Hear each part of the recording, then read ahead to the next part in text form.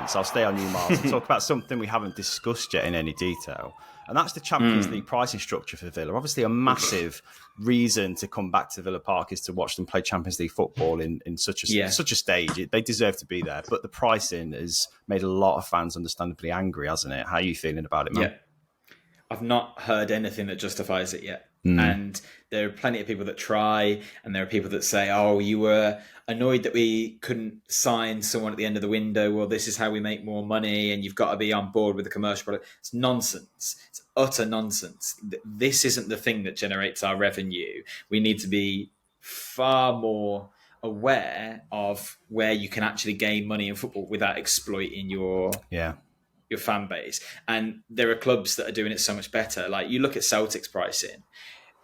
You can get a ticket for basically £45 a game if you get one of their bundles, and we're paying £95. Yeah, it's mad. There's no way you can possibly justify that. Villa Park is a beautiful age stadium, but it's not perfect. So paying that kind of money for any kind of game there it's just nonsense. And the sad thing is, you bent over a barrel, because Villa fans are desperate to get back to this level, and they want to see it. And you'd love to see some sort of protest, but then who does that hurt?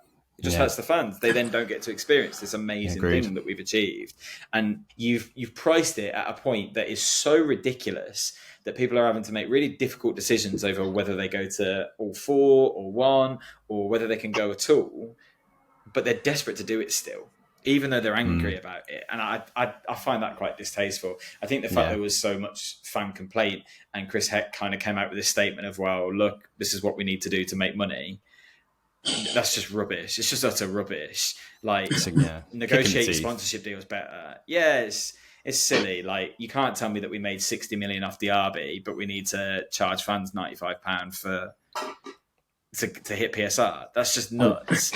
Like, we're in a world where there's a cap from UEFA on the away tickets that will mean that the Celtic fans will get to that game cheaper than a Villa fan will. Like, that's mental. I don't know. It feels really, really a shame, because everything on the pitch is going so well, and it feels like there's a bit of, I can hide behind Unai Emery, I can hide behind the performances, and I can do what I want on the commercial side of things from Chris Heck, and it's not really what Villa fans want to see. No, well, Villa fans will pay it though, because it's such a big moment for them going back into the Champions League.